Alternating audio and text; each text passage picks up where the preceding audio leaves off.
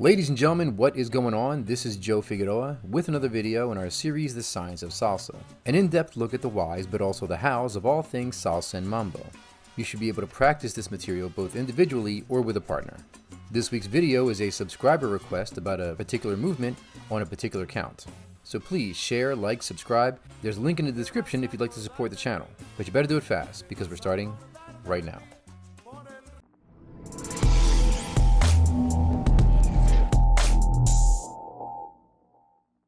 Last year I did a Science of Salsa video on the 360 crossbody lead.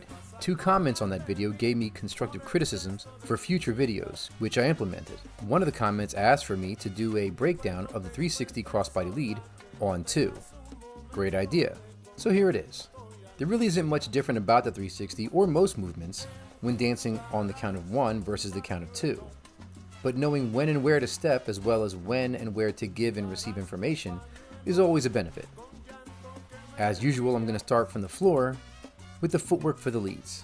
As I mentioned in the first 360 video, I prefer to use the bachata turn to negotiate around my partner, stepping to the outside of the body as best I can on the count of 6, pivoting to my left on 7 into a side step on 1. These are the principal steps of the 360 movement. There are different schools of thought on this, I'm sure. This is just what I feel are proper fundamentals. The steps of 6, 7, and 1 are what I refer to as preparation steps. I talk prep steps a lot and have done a video or 2 on prep steps and their use. As for the follows, the steps here are the same steps as a copa or cumbia prep. The follow breaks back on 6 and rocks forward on 7, at the same time pivoting 180 degrees to face the opposite direction, stepping back after the pivot on the count of 1. But you said 360. Why are you talking about 180 degrees? Well, hang on, I'm not finished yet. That's just the preparation, so technically only semicircle. Once here, the lead can execute any number of movements, but this is about crossbody leads, so let's stick to it. The lead would then sidestep or backstep on 2 in order to place themselves back into their original position. This is the counts of 2, 3, and 5 to complete the movement. For the follows, the footwork is a standard crossbody lead. These steps are similar to the left cross steps I teach in a bachata class. That is what a 360 crossbody lead would be. But there are other movements that can come from a 360 prep.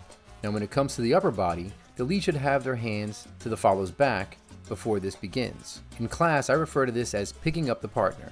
On 1, you should pick the follow up on the count of 7, but when dancing on 2, that becomes the count of 5. Notice here, leads, how I employ the monkey mentality I spoke about last week, always replacing one handhold for another, making sure that my partner is never without some point of contact from me. Notice the widespread hand. This is not mandatory, but I can say that it helps. When I have my partner in my perimeter, they aren't going anywhere. Now see this circle I'm marking off here? This is my zone of terror. Well, maybe not terror. I just thought it was funny. Because I have the follow in such a firm hold, I'm able to add a component that again isn't mandatory, just what I find effective. I call it Impulsion, where I create forward or back movement, in other words, a rocking motion for my partner. You can see here how after the pickup I expand my arm on 6, contract on 7, and expand again on 1. The motion is slight, but it's there and it always works. The way I see it, a good lead should know all of their steps and all the follow steps, where they should go and when. The impulsion is just a lead's way of assisting in those steps.